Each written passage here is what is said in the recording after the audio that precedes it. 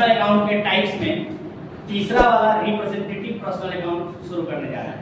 Last class में आपने देखा होगा कि पर्सनल अकाउंट के टाइप्स में artificial personal account, natural personal account और आर्टिफिशियल पर्सनल अकाउंट हम लोगों ने कर लिया है। और आज पर्सनल अकाउंट में तीसरा पर्सनल अकाउंट हम लोग करने जा रहे हैं, टाइप्स ऑफ पर्सनल अकाउंट, जिसका नाम है रिप्रेजेंटेटिव पर्सनल अकाउंट। तो तीसरे का नाम देख लेते हैं सबसे पहले,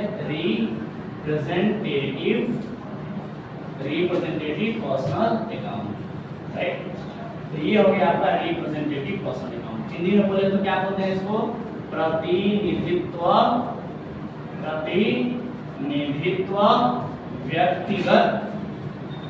व्यक्तिगत खाता, प्रतिनिधित्व व्यक्तिगत खाता। चलिए शुरू करते हैं। ये क्या होता है रिप्रेजेंटेटिव पर्सनल अकाउंट, यानी प्रतिनिधित्व व्यक्तिगत खाता क्या होता है। चलिए ध्यान दीजिए। तो जैसा कि नाम से ही स्पष्ट है, रिप्रेजेंटेटिव यानी प्रतिनिधित्व। नाम, ये जो शब्द है रिप्रेजेंटेटिव यानी प्रतिनिधित्व जो शब्द है, ये बताना चाहता है कि किसी के जगह पर कोई, प्रतिनिधित्व का मतलब होता है, जैसे अगर साधारण भाषा में हम प्रतिनिधित्व शब्द को समझाएं तो कहेंगे कि जैसे मान लीजिए कि मेरे जगह पर आप, तो उसका कहेंगे कि मेरा आप प्रतिनिधि बन के कहीं प्रतिनिधित्व करने गए, मतलब आप जहां भी गए वहां पर मेरा आप हमको रिप्रेजेंट कर रहे हैं। जैसे एक सिंपल से एग्जांपल के माध्यम से बताना चाहेंगे। जैसे मान लीजिए कि आपके घर पे कोई कार्ड वगैरह आता होगा, शादी वगैरह के सेशन में कार्ड आता होगा, तो आपके पिताजी के नाम से आता होगा। लेकिन कई जगह ऐसे सुनने को देखने को मिलता है कि उस कार्ड पे पिताजी के अलावा बच्चे भी चले जाते हैं, आप लोग भी चले जाते हैं। लेकिन जब जाते हैं तो वहाँ गौर किए होंगे आप लोग, अगर ध्यान दिए होंगे, जाने के बाद वहाँ पर हम लोग न्योता वगैरह लिखवाते हैं, और न्योता जब लिखवाते हैं तो पिताजी लोग का ही नाम लिखवाते हैं। मतलब ये बताना चाहते हैं कि पिताजी के नाम से जो कार्ड दिया था, पिताजी तो नहीं है लेकिन उनके जगह पर हम आए हैं, लेकिन नाम उन्हीं का लिखवा रहे हैं। इसका मतलब कि हम आए हैं तो मान लीजिए कि पिताजी का आना माना जाएगा। मतलब हम पिताजी को वहाँ पे क्या कर रहे हैं, वहाँ पिताजी का प्रतिनिधित्व कर रहे हैं, पिताजी को रिप्रेजेंट कर रहे हैं।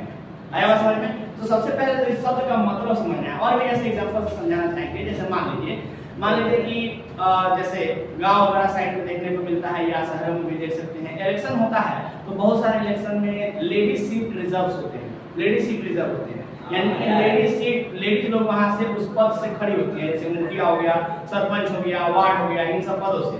लेकिन अक्सर देखने को मिलता है कि वो लेडी जो है उस पद पे काम नहीं कर रही होंगी, बल्कि उनके घर में जो जेंट्स होंगे, जैसे उनके हस्बैंड होंगे, वो लोग एक्टिवली काम करते हैं उस पद के लिए। तो मेरे कहने का मतलब ये है कि हस्बैंड काम करते हैं, और ऐसा माना जाता है कि वाइफ जो है, मतलब जो पद पे हैं, जैसे मुखिया, सरपंच, वार्ड जो भी हैं, उन्हीं का काम मान लिया जाएगा अगर उनके हस्बैंड भी कर रहे हैं। तो अगर कोई पंचायती है, सरपंच जी चले जाएंगे, सरपंच इन द सेंस की अगर लेडी है लेकिन फिर भी लेडी उस पंचायती में नहीं जाएंगी, जेंट्स चले जाएंगे, उनके हस्बैंड या पिताजी जो भी होंगे वो चले जाएंगे, और माना जाएगा कि मुखिया जी आए हैं।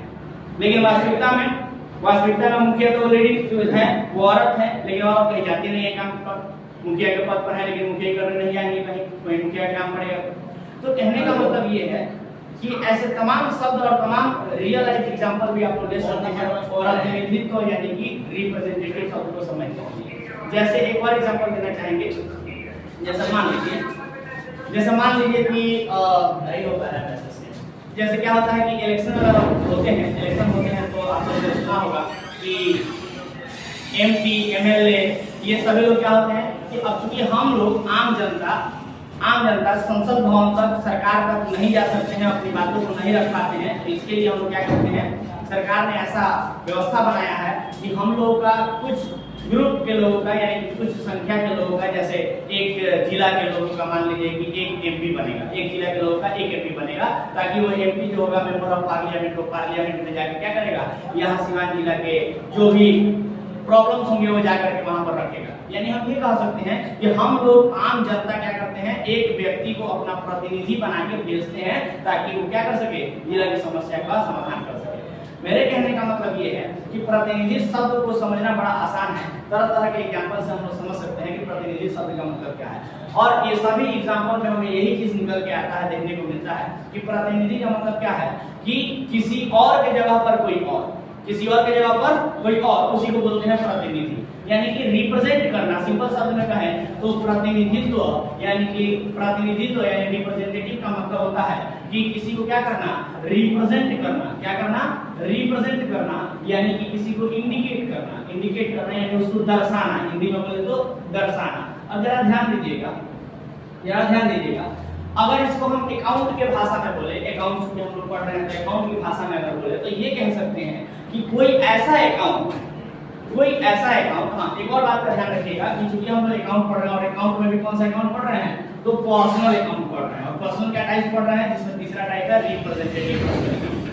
तो अगर अकाउंट के भाषा में इसको हम समझाने का प्रयास करें तो यही कहेंगे कि कोई ऐसा अकाउंट जो किसी पर्सन को क्या करे, किसी नाम को क्या करे, रिप्रेजेंट करे, इंडिकेट करे या उसको दर्शाए। यानी कि कोई भी अकाउंट जो किसी व्यक्ति को दर्शाता है, किसी व्यक्ति को रिप्रेजेंट करता है, इंडिकेट करता है, या सिंपल भाषा में अगर कहें तो ऐसा कोई भी अकाउंट जो किसी नाम को दर्शाता है उसी को क्या कहते हैं, रिप्रेजेंटेटिव पर्सनल अकाउंट कहते हैं। या दूसरे भाषा में हम ये भी कह सकते हैं कि ऐसा कोई भी अकाउंट जो किसी नाम के बदले में प्रयोग किया जाए उसी को क्या कहते हैं, रिप्रेजेंटेटिव पर्सनल अकाउंट कहते हैं। तो इसी चीज को कैसे लिखेंगे, रिप्रेजेंटेटिव का अगर डेफिनेशन लिखना होगा तो कैसे लिखेंगे, the account which is used for someone, यानी कोई ऐसा अकाउंट जो किसी के लिए क्या किया जाता है, यूज किया जाता है, इस्तेमाल किया जाता है। The account which is used for someone, यानी कि कोई ऐसा अकाउंट जो किसी के लिए प्रयोग किया जाता है, यूज किया जाता है, प्रयोग किया जाता है, या यूज के जगह पर आप यहाँ पर एक और अच्छे शब्द का प्रयोग लिख सकते हैं जैसे represent someone, represent. The account which represents someone, the account which represents someone, ऐसे भी आप बोल सकते हैं, the account which represents someone is called representative personal account, यानी कि कोई ऐसा अकाउंट जो किसी को रिप्रेजेंट करता है, यानी किसी को दर्शाता है, किसी का प्रतिनिधित्व करता है, उसी को हम लोग क्या बोलते हैं, रिप्रेजेंटेटिव पर्सनल अकाउंट यानी प्रतिनिधित्व व्यक्तिगत खाता बोलते हैं। जैसे एग्जांपल के माध्यम से आइए समझते हैं तो ज्यादा चीजें क्लियर हो जाएंगी। अकाउंट के एग्जांपल कौन कौन सा वजह देखिए, जैसे अगर कहें आपसे तो मान लीजिए कि एक बिजनेसमैन होता है, एक व्यवसायी होता है और वो बिजनेसमैन बिजनेस शुरू करता है, ठीक है। तो एक बिजनेसमैन जब बिजनेस शुरू करता है तो कुछ पैसे लगाता है बिजनेस में। तो यहाँ पर एक कंसेप्ट आता है कि जब कभी भी बिजनेस का मालिक बिजनेस में कुछ भी लगाता है तो उसको पूंजी कहा जाता है। क्या कहा जाता है, पूंजी, यानी कि इसको बोले तो उसको कैपिटल कहा जाता है। क्या कहा जाता है, कैपिटल। तो यहाँ पर हमने सीखा कि एक बिजनेस का मालिक बिजनेस में जैसे लिख देते हैं कि एक बिजनेस का मालिक बिजनेस में अगर कुछ भी लगाता है, कुछ भी इन्वेस्ट करता है, मतलब लगाता है, तो उसको क्या कहा जाता है, कैपिटल कहा जाता है, यानी पूंजी कहा जाता है। क्या कहा जाता है, पूंजी कहा जाता है। अब बड़ा समझने वाली बात है कि सर व्यवसाय का मालिक यानी बिजनेसमैन अगर बिजनेस में कुछ भी लगाएगा तो उसको क्या कहा जाएगा, पूंजी कहा जाएगा। और मजे की बात यहाँ पर ये है कि बिजनेसमैन अगर बिजनेस में कुछ भी लगाएगा तो बिजनेसमैन का नाम कभी भी प्रयोग नहीं किया जाएगा, बल्कि बिजनेसमैन के नाम के जगह पर हमेशा ही क्या लिखा जाएगा, तो कैपिटल अकाउंट लिखा जाएगा। क्या लिखा जाएगा, कैपिटल अकाउंट लिखा जाएगा। अब यहाँ समझने वाली बात ये है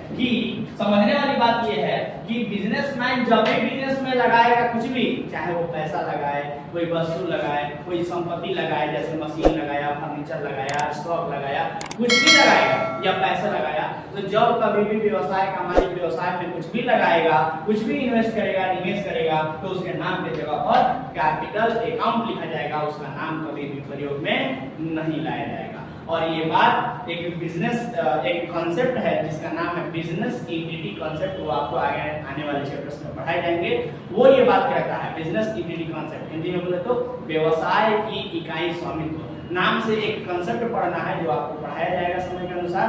वो कॉन्सेप्ट कहता है ये बात कि जब कभी भी व्यवसाय का मालिक व्यवसाय में कुछ भी लगाएगा तो उसके नाम के जगह पर कैपिटल अकाउंट लिखा जाएगा। इससे आप ये समझ सकते हैं कि कैपिटल अकाउंट एक ऐसा शब्द है जो व्यवसायी के नाम के जगह पर प्रयोग किया जाता है। तो अभी अभी हमने सीखा कि वैसा कोई भी अकाउंट जो किसी को क्या करे, रिप्रेजेंट करे, किसी का प्रतिनिधित्व करे, यानी किसी को दर्शाए, किसी को इंडिकेट करे, किसी को दर्शाए, तो उसको हम लोग क्या कहेंगे, रिप्रेजेंटेटिव पर्सनल अकाउंट यानी प्रतिनिधित्व व्यक्तिगत खाता कहेंगे। तो आप देख सकते हैं कि कैपिटल अकाउंट एक ऐसा अकाउंट है जो बिजनेसमैन के नाम को दर्शा रहा है।